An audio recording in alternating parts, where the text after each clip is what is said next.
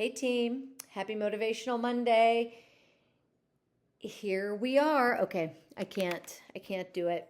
I can maybe keep the cowboy hat on, but I could not keep those glasses on. But just know, I know the week of Halloween is crazy, but we got a special gift this year that it is on Friday. So you won't have parents dropping off their kids full of sugar and red dye at the pickup line and saying, good luck to you, which we see that every year. But it is just so important that as the leaders of the building, that this week we keep it together. Look at your schedule. What can you remove? What craziness have you added to your plate that you do not need? If you're doing some last ditch effort, something for your staff because you feel like you need to, you have to weigh if it's worth the investment of your time and your energy or not. And remember, the more regulated that you are going into this week, the more regulated that your teachers and your students will be. So do not fall victim to the crazy train.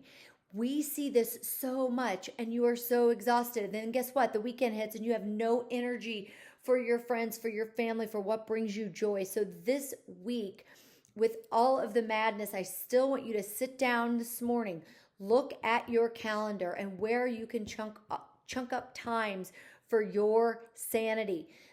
Leaders, we need you to be the best because teachers are stressed out. You're coming off of, and I know I say this all the time, but parent-teacher conferences, benchmarks, report cards, first quarter, whatever it may be, class parties. So you're, double checking. Make sure you double check those volunteer forms to make sure you know who is in your building.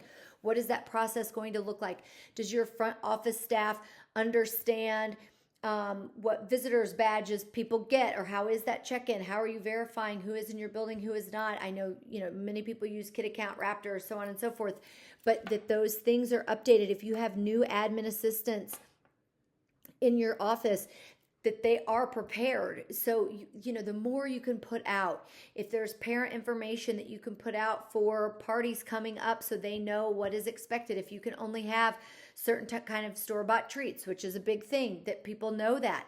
People know if they can't attend, what are the drop-off times, so you don't have people dropping off stuff all throughout the day. Now, that will happen, but if you set the tone and say, hey, if you're dropping off things from this time to this time, this allows us time to get it organized, get us out there, If they're bringing pizzas and stuff like that, that's a different beast. But if you can have people bring stuff early and it is where it needs to be, also really asking those encore teachers to help your admin assistants. So if some of those treats and things are coming in, that they have carts that are labeled, that they know where things are going and they can help you with it. Delegation is key and communication is key because this week should be enjoyable. It should not be something that is so crazy that you are so exhausted by Friday that you are in your soft clothes, on the couch by 6:30, right? Which is what typically happens. So be proactive, get ahead of that, communicate the expectations, what is happening. If after the party, do they get to sign their kids out early? Does that count? Does it not count? How is that process going to look? Do they sign out within their classroom? Do they come to the office? But all of those things need to be communicated. So make sure you're doing that this week, or even, I know you're watching this, but the week before, so put that in your notes for the week before to get this communication out. What are you going to also do, and how are you going to diffuse angry parents that maybe don't have their background checks in, or maybe their background checks came back and they're not allowed in your building? What is your procedure for that? All of those things matter to keep you sane this week. And so make sure that all of those things you're keeping tucked away. If you did not do them this year, that's fine. Get them ready for next year. Put this in your notes. I always have a file that says, stuff I want to change for next year. Make sure this is maybe going out in your October newsletter the first week of October so families know what to look for, and it guides them. That is so important for you.